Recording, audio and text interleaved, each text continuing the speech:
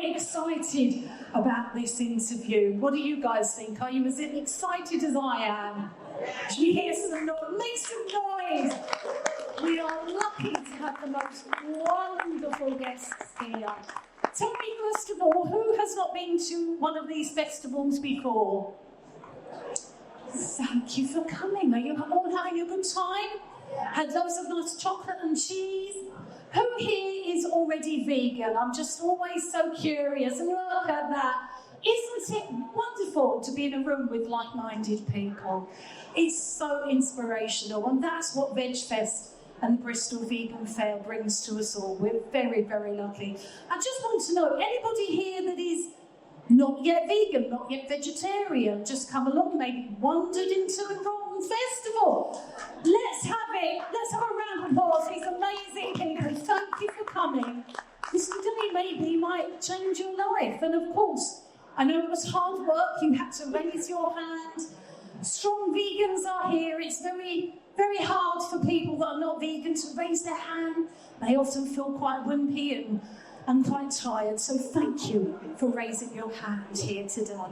What I'm going to do is hand over to my BFF, the one and only Tim Barford, who is the brains behind VegFest. We've been running for over 20 years, bringing the most fantastic festivals that really have changed lives. And I'm delighted to work with Tim. He's an absolute powerhouse.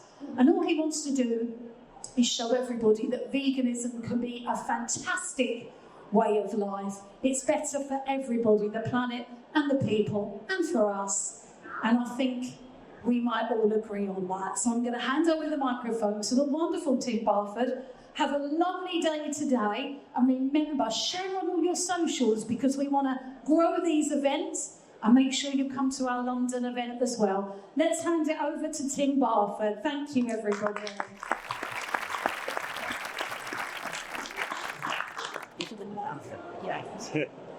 Thanks, Karen. That's brilliant. Thanks very much, Karen. It's brilliant. It's lovely to have you up here.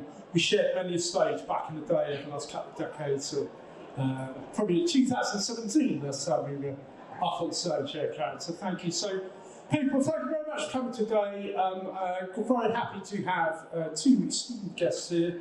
Kerry McCarthy, who is the Labour MP for Bristol East and is vegan, sort of 30 years more now. And as you can see, a lot of that well prepared for you. We also have Fayre, who's the new vegan MP for Filton and Bradley Stoke. So, first of all, people, I am unashamedly going to ask everybody to give a round of applause to get the Conservative government out of place. We have the new Labour government. Onto the other thing we're now seeing at the start of the Labour are managed to clean down this later. That's a magician's trick that no one could have envisaged a few years ago. So thank you, Kerry. Thank you, Claire. Thank you, all the people who basically get to these out of business. The Labour government have made a number of pledges for animals and the environment, and there's a sense too that there could be a lot more. The opportunities for this movement, the animal rights, vegan, plant-based movement, to achieve notable victories has probably never been closer. Yes, we've seen a surge in veganism 5 years ago. Yes, there seems to be a little bit of a sort of regrowing, or receding, we're not quite sure.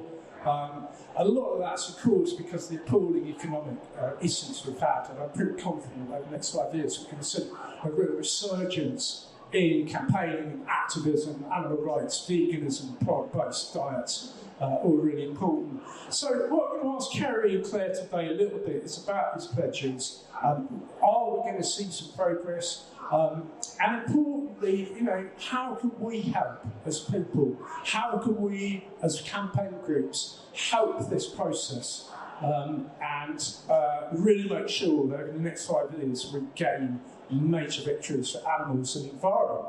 So, Kerry, I will start with you, and Claire, you are going to basically help fill in here, aren't you? So between us all, we're going to get to what's what. So I'm going to just start with an easy one. I say easy because I believe that ban snares is something that's really within the government's grasp in a fairly short period of time. The reason being is that both Wales and Scotland have now banned snares. if the UK did, we're talking about 1.7 million free living beings being rescued from these appalling, horrid practices, and now DEFRA have been talking about it. Kerry, are we going to see a ban of snares? Yes. Next question. Yeah, no, that's definitely in the manifesto. As you say, it's absolutely long overdue, and I think the most tragic thing about it is that so many of the animals that are caught in snares aren't even the intended. They're not the predators that are being caught. It's like all animals are coming to be in places. It's very much linked to grouse score management, for example. So you're seeing huge numbers of animals dying just so that other animals can then be shot. And I've worked quite closely with Chris Packham on this. He was actually in Parliament just before the election was called, again with a number of his own mini manifesto, and that's absolutely at the top of it. And there's no reason why we can't go ahead with that as quickly as possible. Can we put a time scale on it, or is that a bit harsh? I think so what happened with the last Tory government, they were very, very nervous about animal welfare legislation, primarily because of hunting. So no matter what the bill was, there was a kept animals bill, and then we said to them, we won't bring in amendments about hunting. And there was some talk that, because hounds, obviously foxes aren't kept animals, but hunting hounds are. So there was some suggestion the Act could be used to tighten up the hunting ban, and we very much want to tighten up the hunting ban. But again, that's an absolute commitment, because there's far too many people avoiding it by things like trail hunting and so on. But the government had quite a few bills that were going through, like the kept animals bill, and then they pulled them all because they just got nervous that hunting would be, the hunting lobby got to them. So they then said that backbenchers could bring in very, very sort of one-subject bills, and then the election was called and those bills fell. So I think the question is now is whether the government is going to try to wrap up a lot of animal welfare issues in one bill, which takes a bit of time to pull together, or whether we would be about to have another ballot for private members' bills, so backbenchers all put into the ballot, and looking 20 get the chance to bring forward a bill, and that'll happen in the autumn. So I think that's the next step, is whether on snares it's actually ideally suited. I'm very sceptical of the government's commitment to do all this by backbench bills, because I thought it was a way of kicking things into the long grass. But actually with snares it is one that it might be the quickest way of actually getting it through parliamentary timetable. Backbench bills only become law if they've got government support, so that's obviously the important thing. But yeah, it's very much up there as a priority. Brilliant, so that's really good news. I mean, we'd love to see banning snares. It would be such a major victory. Because it's one of those things that, go vegan doesn't really help. So go vegan is obviously the key for animal liberation. That's the goal, the long goal, if you want. But banning snares is, you might call it a single issue, and it's such an important one. I know there's another one, is puppy breeding too. That's a pledge. What's the situation with puppy breeding? And there's so many people who'd like to see that ending. I might bring in Claire. The reason I got Claire, I sort of slightly ambushed in with Claire, but now that we're in government, I'm actually a government minister. I've got the climate brief, which is absolutely brilliant, to be in a position where you're particularly because there's been so much rowing back on net zero in the last couple of years, to be in a position where you can actually now be developing a strategy for the international climate talks at COP in November, and I'm off to New York Climate Week soon, and it's a brilliant opportunity. But it does mean I'm slightly more constrained in what I can do, because I can't pop up in Parliament and ask questions of the government, because I am the government. So Claire's going to be really helpful as a vegan backbench MP, being that sort of irritant, asking me why I'm not doing more and so on. And she's also got a real campaigning background. But with puppy farming, we did actually see a fair bit of progress. Mark Abrams at Pup Aid did brilliant work in terms of or highlighting the trade, but there's still an awful lot of illegality, people making huge profits from breeding, particularly trafficking in from countries like Romania, and often these dogs have not been given the right inoculations. Suddenly people have been paying £1,000 a time for a puppy that then doesn't last a year because they're, the breeding problems. And I actually think there's a bit of an aside. I come from a family where they've suddenly all started getting pups, and there's been a committee that looked at those brachycephalic dogs, and the number of dogs that are being bred the defects are being exaggerated. And if you're in a room full of 4 punks, as I often am, you can just tell these dogs can't breathe. And it's entirely wrong that people are, that they become so popular. Dachshunds are another one I didn't realise, but because of their elongated bodies, have real digestive problems and back problems. And I'd really like to see, if we're looking at puppy breeding overall, I think that breeding animals to have exaggerated defects is a real problem. So, yeah, absolutely. And thank you, first of all, for having me. We absolutely did ambush you, Tim, so thank you for that. I am, yes, not just a later game, but a vegan game MP, so glad to be here with you. Absolutely right, so we were really disappointed on puppy farming, puppy smuggling when we were in opposition because the Conservative government at the time had actually committed to bringing in a bill. Some of you might have supported campaigns around it, so the Connect Animals bill. And I was one of the candidates who was campaigning to say, yeah, great, do this, it's the right thing to do. And when you're in opposition for such a long time, all that you can do really is be asking them to do the right thing.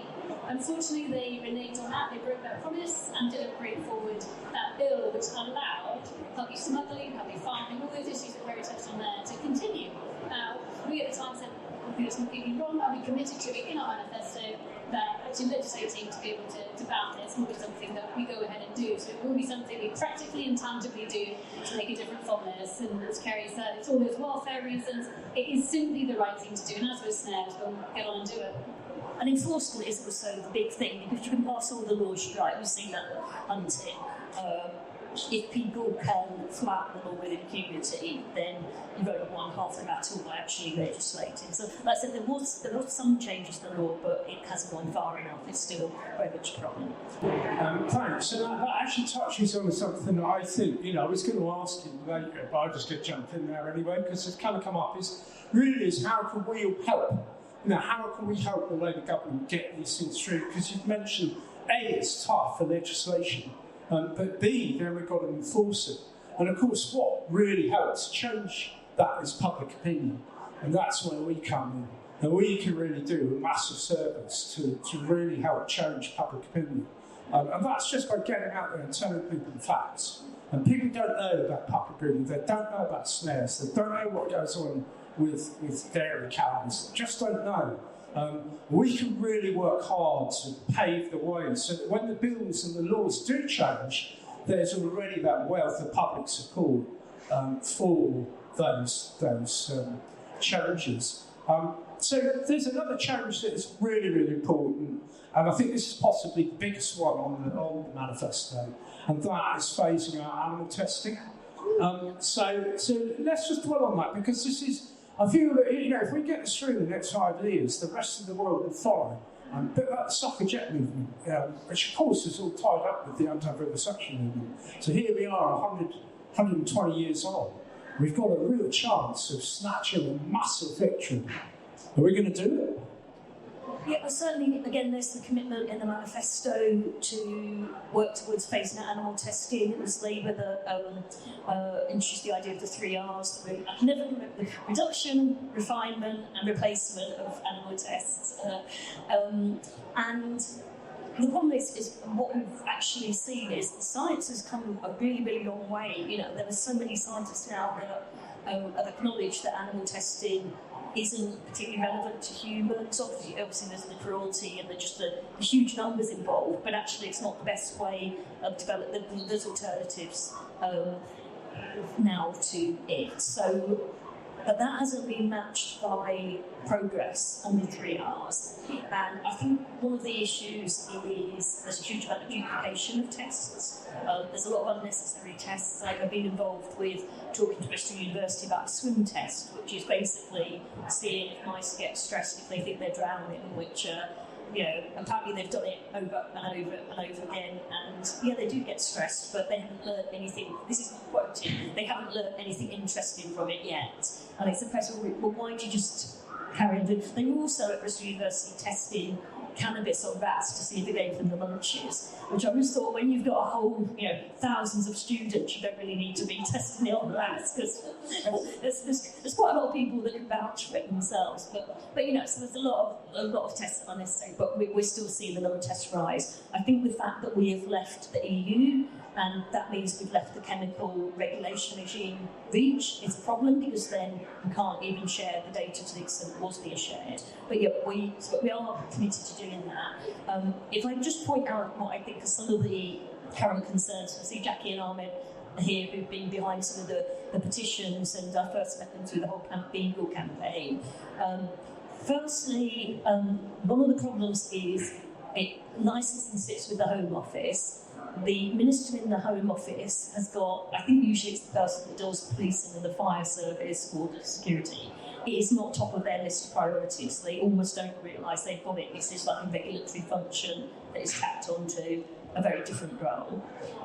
We've now got a new Department of Science, Innovation and Technology, which does scientific research, and then you've got DEFRA, where animal welfare sits. And we had a debate in Parliament not long before the election, actually George Eustace, who had been Secretary of State at DEFRA, that said this is problematic because things fall through the gaps or get passed around the houses. So I would like to see actually responsibility for licensing, I think probably sit in DSET, because that's where all the research sits. I suppose you could say there's a danger then that the animal welfare angle of it isn't pushed enough, but at the moment there's a lack of ownership of the issue. The other thing is whether you go full out for an end-to-animal testing and you sort of portray it as you focus on the end goal, on the perfect, or whether you do incremental campaigns. And we've seen, there's been a ban on cosmetic testing. And then the next thing on the line was like household products and recreational drugs, was talked about at one point. And that's the way you get quicker wins and can be seen to be making progress. The other way of being incremental is focusing on particular animals. So in Labour's manifesto, we've said dogs, mini pigs, and monkeys? Oh, that's already. Yeah, but yeah, so we focused on, saying, that would be the starting point. And as I said to Jackie and I before, if you were to just say, we need to ban all testing on beagles, we've got people like really on that on board, you would have virtually none of the public arguing against it, even like scientists. It's a really, really easy win. But are you then sort of ignoring all the rest of it? And I think it's kind of got to be a mixture that you've got to keep the end goal in sight, but actually try and get wins on the way through focusing on those, either what sort of products you want to stop being tested, or what sort of animals you want to use in those tests, or particular types of tests, like the swim test.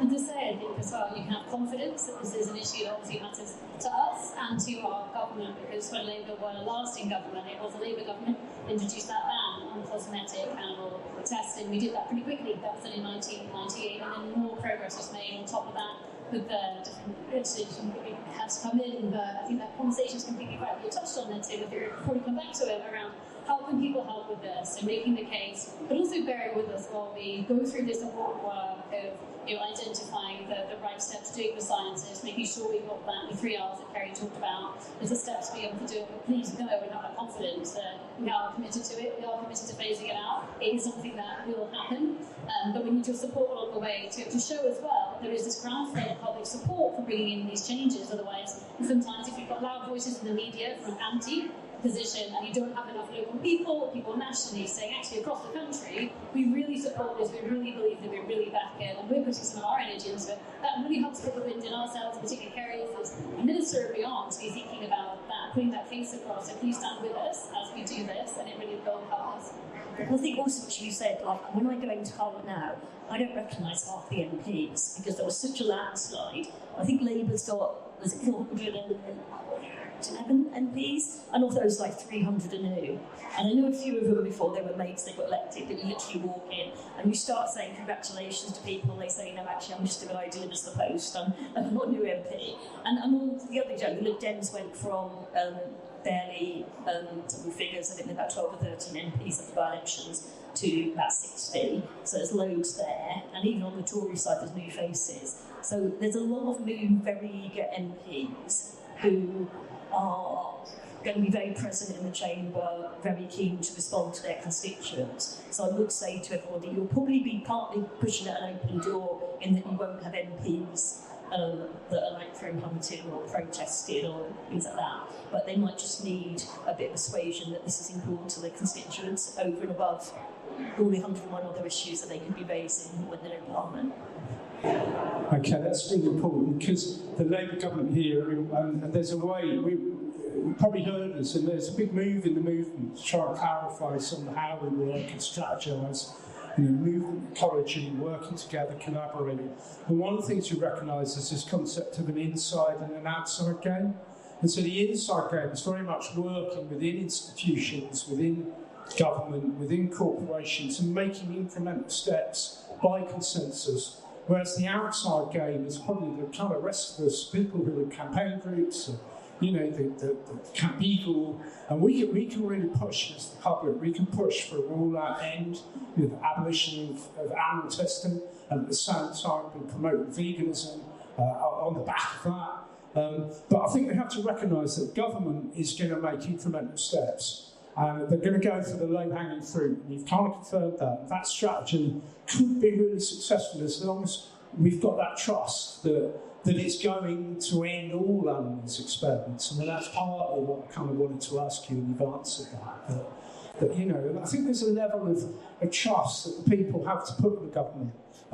And Claire, I will come back to in a bit. You mentioned the last Labour government in 1998. We'll talk about that in a bit, actually, because that's really relevant to a lot of us old school who go back to those times. But just moving on, so the animal test is something that we do believe, I think a consensus is this could really end, but I think we have to strategise. We have to work together, and we have to recognise that incremental steps might not be what we want for the animals, but that's how we're going to get there.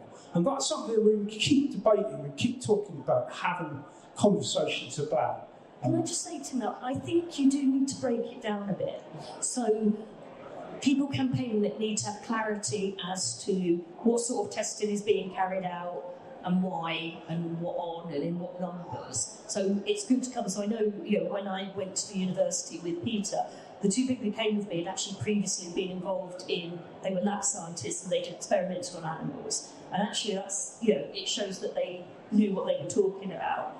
But if you think where the pushback is going to come, it will be from people who want to find a cure for cancer or some of the genetic things, and we know that there's a lot of new work being done. I think I've said before, my niece took part in a trial at Cambridge. It was 12,000 kids with unidentified genetic disorders, and then they had disabilities. And one by one, they were working out what it actually was with each child that meant that they'd got things. And it turns out my niece has got something with SARD, where there's about 30 kids in the whole world that's got it. And there was probably an element of that work that had an element, and she's also got cystic fibrosis, which definitely has done. What you don't want, I think my worry would be that you would get pushback saying, well, actually, this work here involved an element of animal experimentation and is really valuable. And that is then used to justify all the other animal testing, the millions of tests that are carried out. And that's why I just think, it's almost like, do you sort of talk about 80%? Because we just know there's so much duplication under the cover of commercial confidentiality or just laziness, or people just always do things a certain way. So I think one of the tactics is really focusing on alternatives. Yes. And with this genetic thing, these testing, there are non-animal-based alternatives now. But I just think that's the trap that you could fall into, where people will say, we want to cure cancer. Thanks for mentioning that, because there is now non-animal testing procedures that are commercially available. And when somebody asks me what's the best way to abolish the use of animal testing, my answer is, well, probably the best way is not to end it, is to replace it. And so, the more we can invest subsidies, development into, and there's a firm called Accelerate, who you may well have heard of, that have non-animal testing procedures commercially available. That to me seems the shortcut, is so that then places like universities and the places that need to test, because it's part of their criteria, can be investing in non-animal testing procedure to fulfil their legal requirements. Move some of the regulations. It's not like it's not in banning, it's saying you don't have to do it. Because that's why a lot of the tests are carried out, because under law, they're required to test all these things. Yeah. Whereas, but if you got to the point you shouldn't be needing to do it. If you had procedures that didn't, then they could fulfil them. So obviously it would be great to change those criteria too, but meanwhile, there's nothing to stop, for example, Bristol University investing in accelerate alternative animal testing to fulfil for the students and such like. But it's a really big area, but I think it's an area that there's going to be a lot of work goes in. People like Animal Aid, particularly Camp Beagle, and a swell of grassroots. The whole Check Justice campaign is sort of back in the years with Tom Harris has written. There's a really swell of grassroots, so it's a really exciting time. But and I will touch on it now, actually, Claire, because you're mentioning, the reason I mentioned this in the 1997 government, when Tony Blair came in, there was a lot of animal testing was on its way out, there was a lot of stuff that's going to happen for animals, and then within 5 years, some of that had gone quite badly wrong, and especially over the Shack campaign. And the Tom Harris book, Your Neighbour Kills Puppies, was a really good book to read about what happened there. So I don't want to dwell on that too much, because I don't think it's fair to attach the baggage of 25, 30 years ago to the current government. But I think it's a sense of trust, and what we need to see, I think, from the government is real progress, that we feel then as a grassroots that we can work together. But I think the grassroots has to recognise too the problems that we created for the government 20 years ago also. So we have to look at our own strategies and work together and find out the best way and not waste this fantastic opportunity that we got. So I guess look back in order to learn and repeat what went well and look at how we can do things better always. And I do think we should gloss over the fact that vast strides were taken under the last Labour government. They really were. We've not seen anything like it in the last 14 years. So first of all, there was that ban on testing animals for cosmetics. There was then obviously the ban around that was into the fur trade as well in Britain. There was then also obviously the Hunting Act, which was some fantastic strides. I think we were talking about this in a bit as well. There's more to do on that. But the intention was there, and the belief was we'd hopefully got that sorted. But now we're back in government, we can do more on that. And then the Animal Welfare Act as well. We had nothing like this in our country's history until the last Labour government. So it was a phenomenal stride. I'm not saying everything was perfect, but let's not gloss over the brilliant wins that we made for animals. And that's certainly the right thing to do. So you'll see much more of that now as we sit here talking about the next phase of animal testing. We're going to talk a bit more, I think, about the next phase of that. We're talking about how we build on what we started all those years ago. And again, we have had 14 years of neglect on these issues. They've just not been priorities, and Kerry touched on it earlier. The concern that the Conservative government had on anything that may mean that, if hunting may be even harder to do than it was already, meant that they actively shied away from these issues which are simply too important to do that from. So again, we will have a government now with us in it that will be pushing for and legislating for change. We do have a majority to do that as well, so I think that's been really good news. It was only last month we got into government, and we're already talking about what we're doing. Our manifesto is packed full of these commitments, and I'm really proud of that. I was really proud to campaign for that, and on a personal level, I worked at Friends of the Earth. I was on their senior leadership team previously as well, and so thinking about animals, nature, environment, that's so important, and it does drive a lot of us who have come in this new intake actually, being potentially with a different generation as well, and learning from those. Kerry was the first vegan MP, I think. There's so much that we can be learning, there's so much that we can be contributing from this new generation to look at things a bit differently as well. So hopefully we'll see much more of that in the Commons and in the way that we shape laws and make life better, including for animals. Brilliant. Thanks, Claire. I've noticed we're almost running out of time already. We've got so much to cover. I want to move on to plant-based food systems, farmers, wildlife, the River Wye, chicken-intensive farming. So we're going to have to be fairly brief, but I'm going to, just before we move on to the plant-based, I'm going to touch on one area that I know is contentious, and I've had a few people ask me, you should ask Kerry and Claire where we are with this, because it already looks like it's backtracking. So what's happening with the Badger Cup? So people will know I've had a long track record opposing the Badger Cup. I think it's inhumane, unscientific, ineffective. There's been a lot of work done on this, and I've met with particularly Professor Rosa Woodruff. I don't know if you're familiar with her, but the absolute expert on this, and sort of been trying to push for a long time for other ways that tackling bovine TB has got to be done. It's a hideous disease, but there's a lot of work that can be done on cattle-to-cattle transmissions and just and on vaccines as well, both badgers and cattle. I was expecting something a bit stronger in the manifesto in terms of full-out support for a cull, and what it said instead is we're working towards phase now, within a few years. Like I said, I'd rather have seen something stronger, and I'm going to be talking to my colleagues in DEFRA about just what that language means. I think what has happened is because there's been so little progress on other measures, other ways of curbing bovine TB. Whenever I've spoken to farmers, not all of them, there's some farmers I've met that actually are against the badger cull, but there's some that are just so wedded to it as the only answer. They see it's the only answer. And what we should have been doing in the last 14 years is making progress on other ways of identifying, testing, like I said, stopping that cattle-to-cattle transmission, developing the vaccines. And I think because that has so little has been done on that, this is then asking for breathing space while that actually comes in. I haven't spoken to my colleagues yet, but certainly, it's still in the manifesto a commitment that we want to end the badger cull. And I just think we need to proceed with that at pace. I haven't seen the Brian May programme last night yet, but I know, I've met Brian so many times about this, and I think he's in the right place.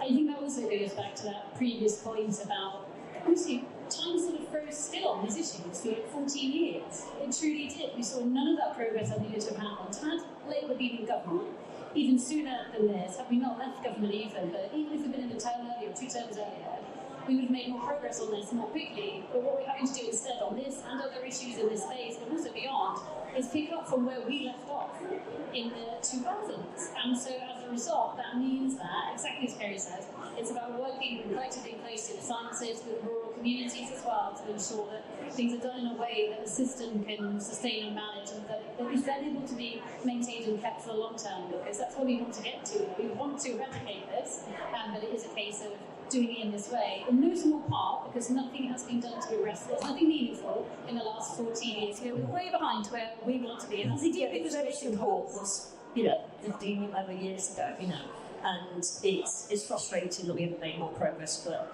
I will certainly be encouraging the government to move as quick as we can. I'm sure there is. Thanks, Kerry. I think it just has to be pointed out to everything that the government tries to do. Now, of course, we all want to see the end of this and that. There's also lots of people who don't.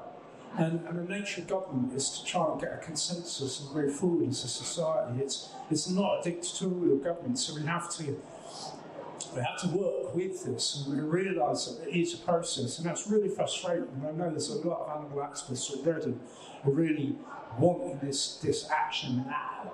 And I think that's why it's important to have this conversation so that Claire, you can't put forward what we're doing and how the government's going about this, some of the problems you're facing, how you're going to get over those problems. But I think there does need to be a real consensus with all of us that look, we need to work together here. There's no point in throwing rocks at the government at this stage. So, you're not doing this, you're not doing that. So we know that. If the case is how are we going to get it done, we know the intent's there, we know that pledges are there, we know there's also the calibre of MPs. Quite frankly, we've never had so many vegan MPs and so many pretty much plant-based MPs ever. So we've got to give this a chance, we've got to give this process a few years. And I think it's going to be frustrating for people. People are going to be upset, we haven't made more quicker, it's a challenge for the government too to keep the trust and the faith of the people. We need to work together. But certainly from my position as somebody within the vegan movement, that's what we'll be doing. Our Vegan Party Conference is all about working together and finding ways, long-term and short-term. Short-term victories are important, long-term goals are important, but really what we've got to do is work together and not against each other, and give each other a chance to get this done. Quickly, that's animals. The really important part is now the environment.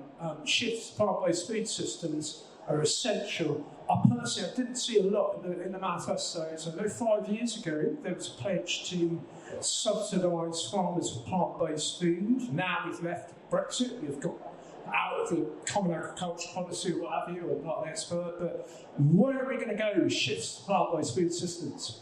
So what you've had since the 2019 election is the Agriculture Act coming through, which brings in a system of subsidies to replace agricultural policy.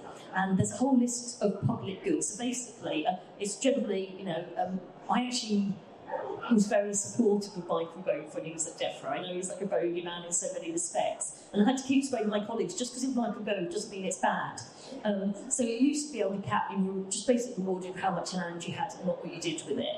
This week you get rewarded not really for what you produce, but what you do for the public good. And that includes enhancing biodiversity and soil health, better animal welfare, and things that help reduce your carbon emissions. So although it's not spelled out plant-based within that, that obviously ticks quite a lot of boxes within. You'll know, if you compare sheep grazing to growing things in a very biodiverse way that improves soil health, and perhaps you're managing the water flows, so you're preventing flooding downhill, you're increasing the birds and wildlife on the thing, you'll get rewarded for that as opposed to having a sort of monocrop type way of farming. So that's the first thing that has come in.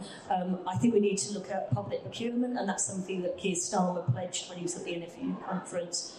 In France, they've got this rule that 50% of publicly procured food should be either organic or sustainable, locally sourced food.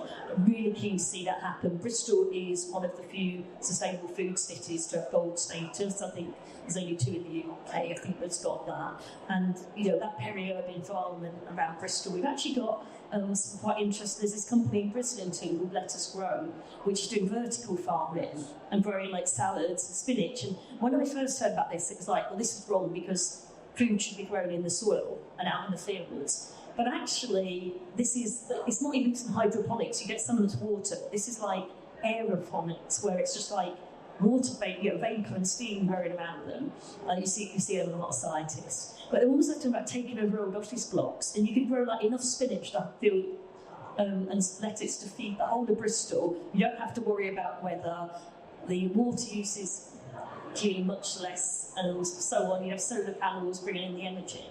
And I think that's a brilliant concept. So it's supporting things like that. It's also, from a public health perspective, getting across those messages as to what a healthy diet really constitutes. And we just do so much for. I mean, when you remember they briefly, Liz Truss was Prime Minister, you might not remember that she made Therese Coffey the Secretary of State for Health. And Therese Coffey had come over from DEFRA, where she was responsible for food and farming policy.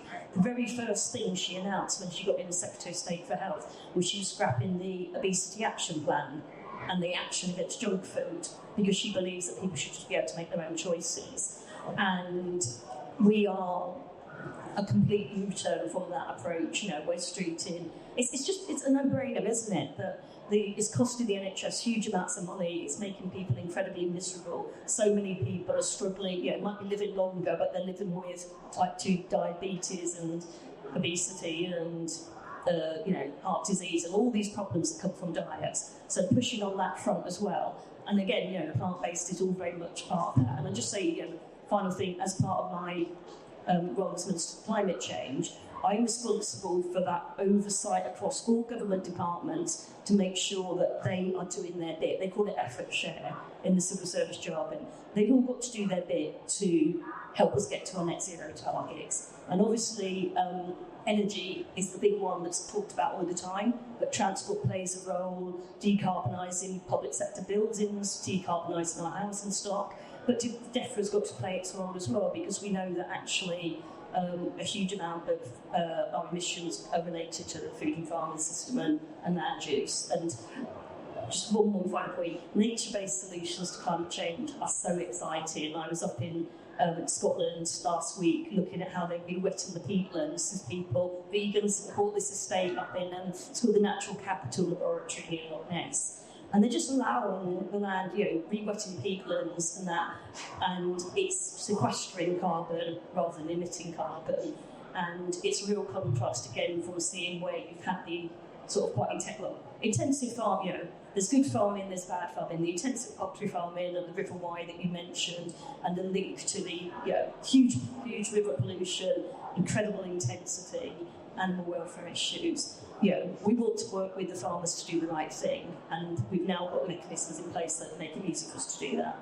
Now, you mentioned Liz Truss there. Now, we should be fair to Liz, shouldn't we? She did an awful lot to increase the popularity of lettuce. We should overlook it. So, many points there, Kerry, which is really good because you went through some of the key points. And obviously, public education, some of the government can really get behind. It's just of the financing that information. Farmers and support, you talked about vertical farming. Vertical farmers are really exciting development. And already, I was reading about farmers in Wales who've pretty much lost their livelihood who are now beginning to earn a living through vertical farming.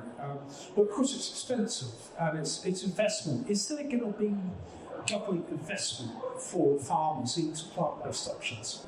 Yeah, well, there is that support, as I said, public money for public goods. I think the question is how vertical farming fits into that. If you're looking at things like improving soil health and it's a type of farming that doesn't involve soil, and you're talking about biodiversity and wildlife, well, you're not going to be, if you're growing spinach in a tower block, you're not helping on that front. So it's whether, you can reward them through reducing carbon emissions or other things. I don't think it needs to be expensive because land is really, really expensive. If you talk to farmers, so there's really good groups like the Land Workers Alliance, People's Soil Association that are working on sustainable farming. And the one thing that new entrants will tell you is just really, really expensive to get land.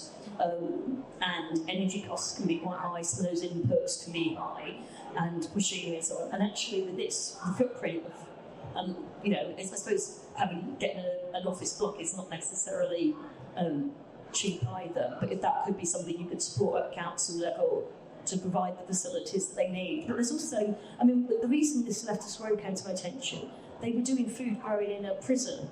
I just sort of read about it, and prisons used to have even like their own dairy farms attached.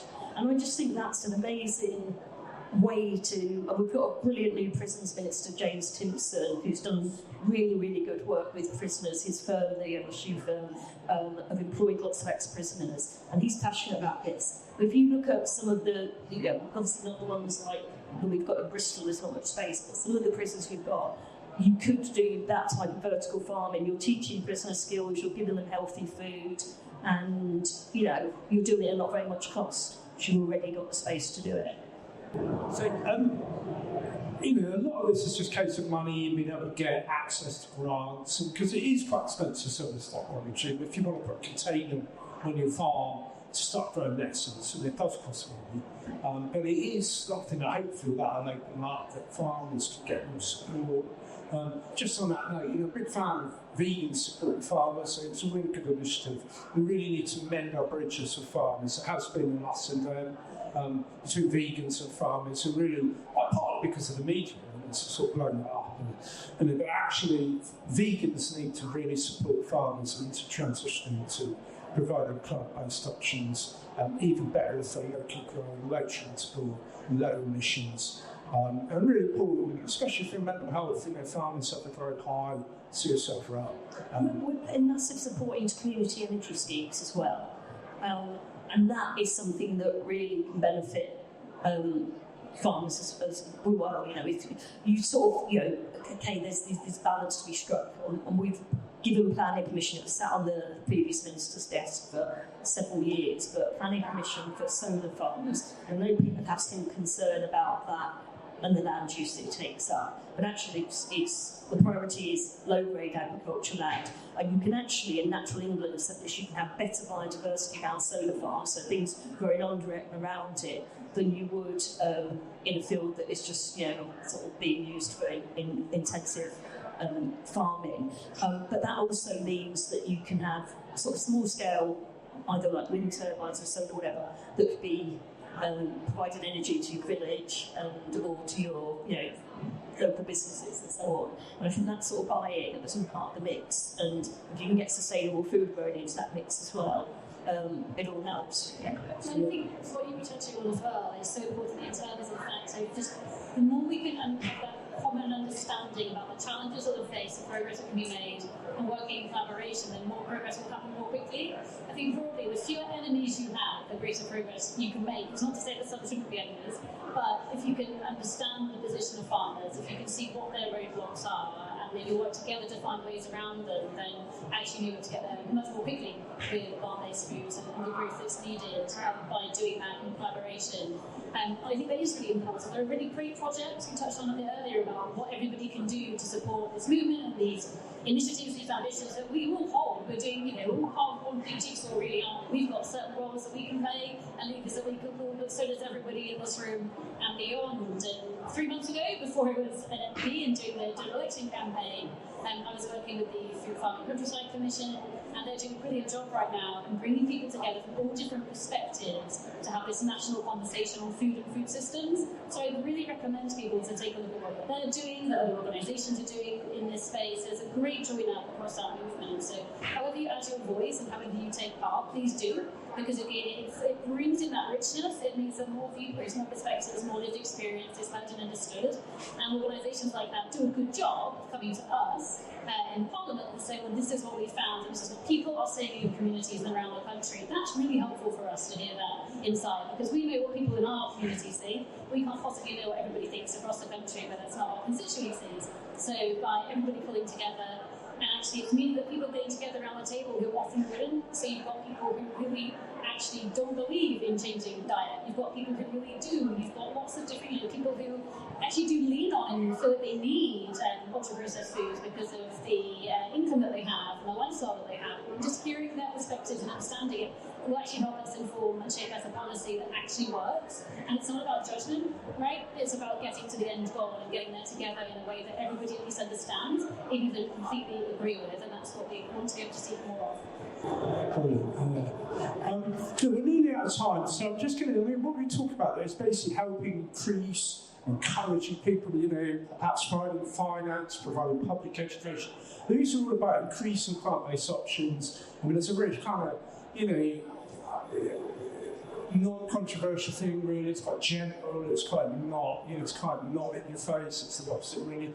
But, as Kerry mentioned earlier, we also have this issue where we have people like this industrial chicken farms that live in the River Wye. The River Wye has lost its whole habitat. It's almost dead in water, literally dead in water. And the problems have been, traced to these 5 industrial chicken farms. Are we not at the point? I understand that the government can't really tell everybody right to ban using animals and go vegan. We can work towards that, but we can't just put that in place. I get that. Much as I'm sure a lot of us would love to see laws outlawing the use of animals full stop. Can we not do? Can we not? Basically, can we not shut down these industrial chicken farms? These are crime against humanity, the planet. How are these people allowed to operate? And I understand. I think it's important to point out this is not always a government issue; it's a judicial issue. And last month, Manchester Ship Canal challenged the Manchester water providers in Manchester, obviously, and they won. And the High Court has allowed now the Manchester Ship Canal to sue the water people for failure to provide their services. And so it's become a judicial issue, which is different from a government issue, isn't it? Can you just basically clarify, we really want to see action on those horrible industrial farms. Is there anything we can do? So, a lot of the debate about the state of our waters and beaches, the seas, has focused on the water companies and the releasing sewage through their overflows. I was actually down in Colin Valley. We're talking to the people that are trying to set up the bathing group. There's quite a lot of people that do wild swimming there, but you're taking a bit of a chance because there's some pretty disgusting things being released into the river just a little further up.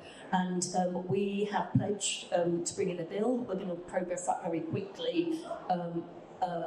That will really crack down on all the bosses of water companies and impose criminal liability, so that we personally responsible, if they illegally release sewage, and there's things about them not being allowed to pay bonuses and pay dividends out to their shareholders because they ought to be investing in the infrastructure. There's a whole measure of that.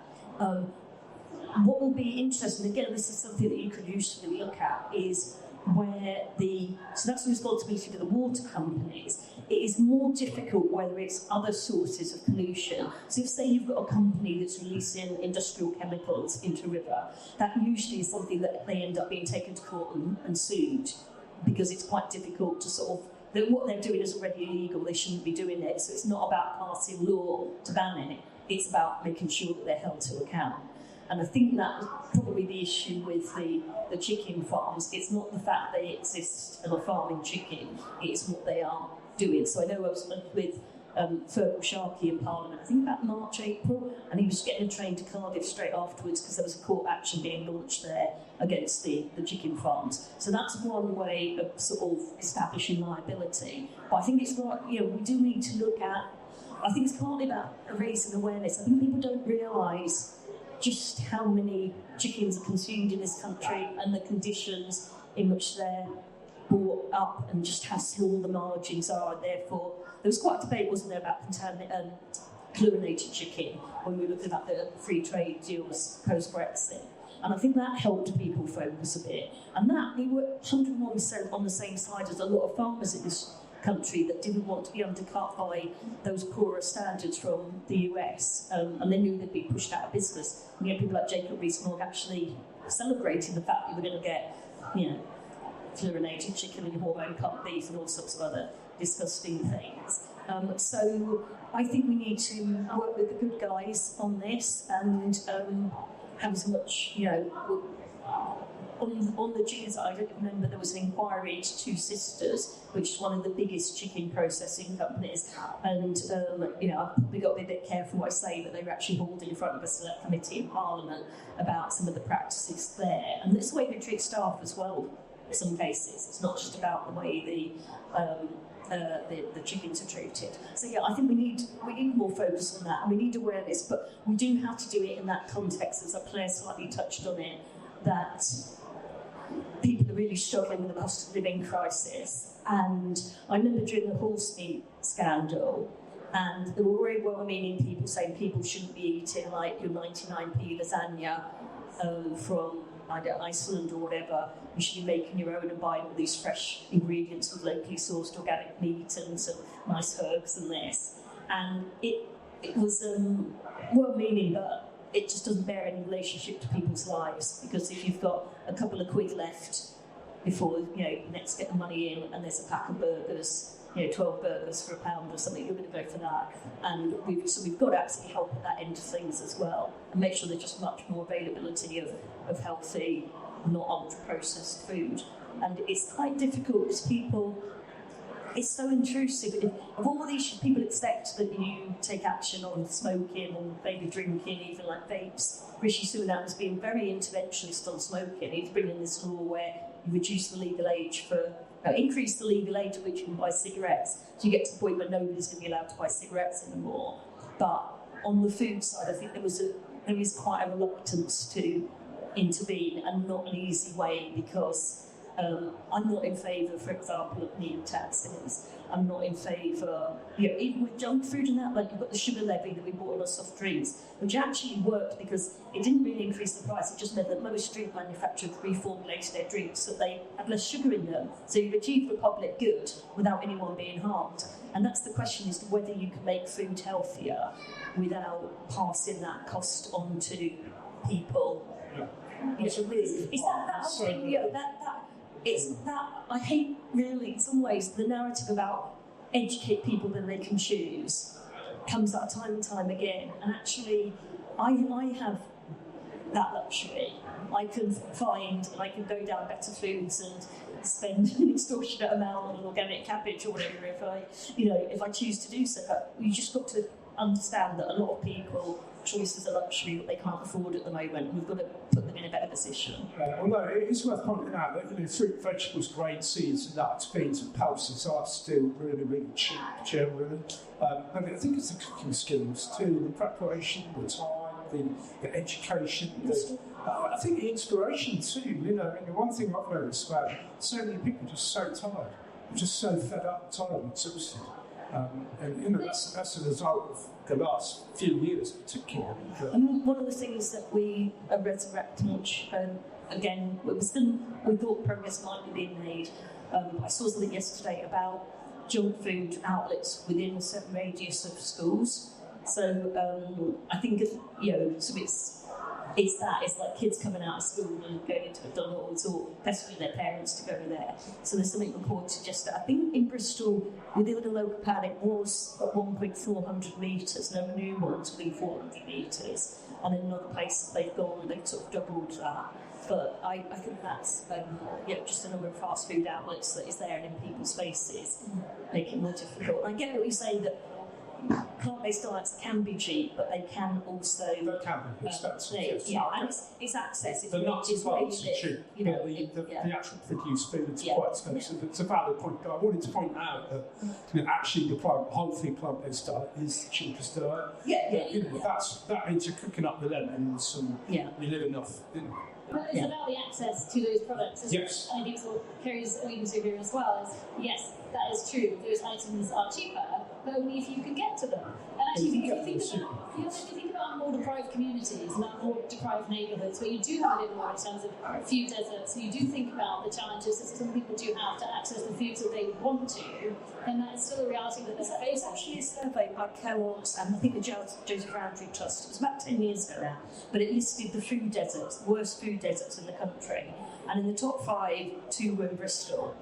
And there was another one in the top 100, and it was Hartlepool, it was South Bristol. So that's the place that's most difficult to get access to affordable, healthy food. And it's amazing because Bristol is such a foodie sort of city, and there's so many places where they probably did the opposite to whatever a food desert is. We'd be top of that as well. But it just shows that discrepancy. It's people that don't have public transport and just do live quite a distance from supermarkets. So, yeah, that's something. Feeding Bristol is doing. It's very much about how we can get access to those areas. Food justice, it's a massive area. Exactly. Things like, a lot of growing, insect growing, this is really investment into vertical farming. My Labour colleague Ian Byrne, who's a Liverpool MP, he does a lot of campaigning on right to food. And he's been brilliant. He was on the Effort Committee in the last Parliament, and he's just absolutely been brilliant at pushing that concept. Kerry, Fayre, we've had a really good hour, just about over time. We are actually over time, but because we've got no talks on after, I'm going to just overrun for 5 minutes, because I do have one last really important question. I think for a lot of vegans, animal rights supporters, this is really important. We've seen most draconian prison sentences for protests this last few months. What's happened for Just Stop Oil and for the Roger Hallam and his KDs is an utter disgrace and stain in this country. And I think there's a lot of people who are young, especially, who are really frustrated by the lack of shifts, and there's a real demand for protest. But it seems to be, and again, this is from the last government, I'm not attaching this to the current Labour government, we've inherited a position now where there is such a relentless opposition from the powers to be against protests, and so many of us are protesters and we want to protest. Just in a nutshell, because we have I don't want to keep my comedians waiting, keep anyone who's considered comedy will be there shortly, but this is a really important one. So Claire and Kerry, I'd just like to end up by saying a few words about protest, about where the rest of us stand, and hopefully some words of encouragement about how we can play a part in what is the most exciting government pledges we've had for a millennium. Let's keep in mind the first Veg Fest I ever spoke at, which was 19 years ago, there was some modelling up on the billing, and people would turn up expecting to see the vegan bodybuilder. You know what I mean? And I had to keep interrupting everybody else saying, I'm not the vegan bodybuilder. I'm not the vegan. It's like, is this as good as you can get? No, it's not. He's got much bigger biceps than me. But yeah, on process, we opposed the real draconian legislation that was coming through, partly inspired by the Colston issues in Bristol. That was so you can get 10 years sentence for attacking a statue. Now it's far more than most people get for rape. So we very much opposed that, and there's things that we sort of said to do for the legislative system.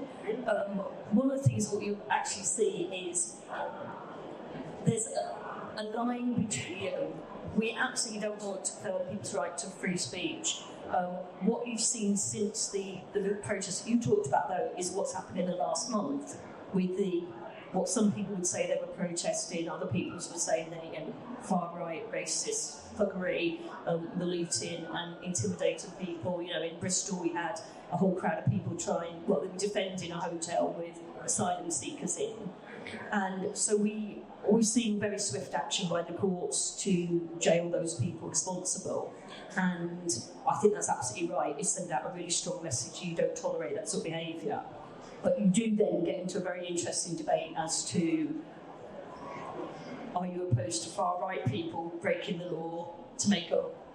They say they're making a point, as opposed to you don't like it when left-wing people are held to account for breaking the law. So it's an interesting debate, but I think we've got to get, we don't want to stop people being able to get on the streets and march and call for action on whether it's animal welfare issues or the environment or all the other issues that are important. In fact, we encourage that. So we've just got to get that balance right. Yeah. Kerry. Yes, Claire. So I think we were still in government, correct me if I'm wrong, we cast our minds back.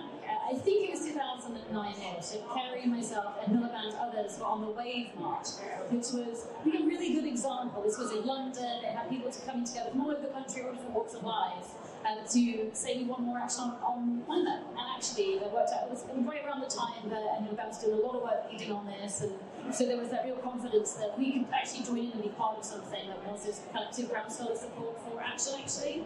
And, to say that, I think it's, Kerry talked about this, but protest is so important, as is more broadly the right of expression and the right of campaigning, but also getting rid of these arcane and very wrong laws that restricted the right of unions as well to be able to strike and so on too. I think that's completely wrong. People should be able to express. Obviously, as Kerry touched on it quite rightly, that protest is very distinct from rioting. It's very distinct from violent disorder. I think if people don't know the difference, then that's a problem that they have. But I think most people do know the difference.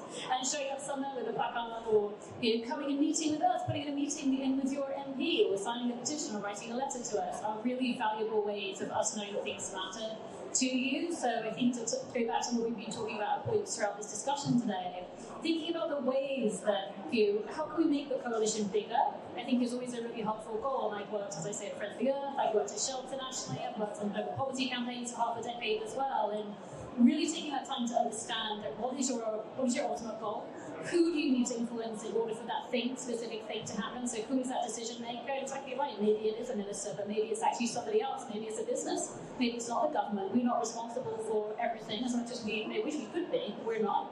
And so how can you think about that? So with that, the precious time that you're putting into this, when you've got busy lives, busy jobs, busy family lives, how can you use that time most effectively? Is a question I always ask myself.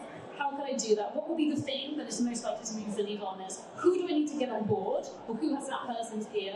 And how can I be as effective as possible is something I always challenged myself on when I was campaigning essentially full time. And I will be a campaigning MP. Kerry is in her own ways as well. And that's important to us. So more to do as far as all forms of expression, be they protest, be they petitioning, be they coming to see us, be they writing to us, other things as well, all have their place. And you're absolutely quite right, there is a line. I think it's a really clear line. I don't think it's a fine line. I think it's a brick wall between protest, legitimate, and rioting and violent disorder, which is absolutely not. No matter who does it, they'll all be applied equally. So I always encourage people to be finding ways within the system to be working with us, to push us to do more. We want to do that. We want to have you calling on us to do more, always.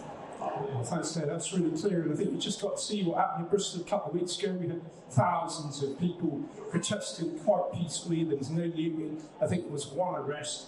Police were very complimentary. It shows that thousands of people can come together in the name of something really important and not riot. So thank you for that. It's really encouraging that the Labour government class wants to not speak with the government wants the people to really make clear what we want to see from the society, and take responsibility and get involved with government. So I'm just going to wrap up with Kerry. I'm just going to point out. But on a personal level, it's when I met you remember that occasion in the Raj Street 20 years ago when you just become a Labour MP. It was the Vegan Society Awards. That's when I first met you. We ended up giving the awards away the rain for some reason. I don't know why, but that's the first time I met you, and I've got to say that that's a time that really brought my own personal interest in politics, because I met somebody who I really felt like aligned with shared values, particularly in the work you're doing for marginalised people and small groups, people who are on the wrong end of it here. Consistent, if you follow Kerry on social media like I do, you're consistently standing up for all sorts of groups. And it personally really inspired my belief and faith in politics, and I thank you for that. My second cousin was Hugh Goatscore, as the leader of the Labour Party in the 50s, 60s, and I was destined for the House of Commons episode too. And I ran off and joined the circus instead to start partying there with the interfering with the sound system, so I can't put a scotch on that one. But we re-meeting Kerry in 20 years ago, reignited that, and I'm very happy to say that we've got the Vegan Party Conference in September in London. I'd love you all to engage with that. It's the movement coming together and looking at really how can we accelerate these processes. We're going to be having all sorts of people from different parts of the movement coming together with panels and workshops to really map out some roadmaps about how we can really make some changes. So folks, I'm going to leave it there. I know there's a few questions you want to ask. What I say is I think Kerry and Claire will probably be here for a little bit, and she would be probably welcome to chat. Is that if I jump again? Yeah, so we're going to end it up now, but if you do want to talk to Kerry or Claire, there is an opportunity to ask questions afterwards. But we're now going to hand over to the comedians, a little bit late. But if you're here for the comedians, we'll be glad to hear the hit. Big round of applause, please. Kerry McCarthy and Claire Hansgrove, fabulous guests. And I really, really enjoyed talking to you. Thank you.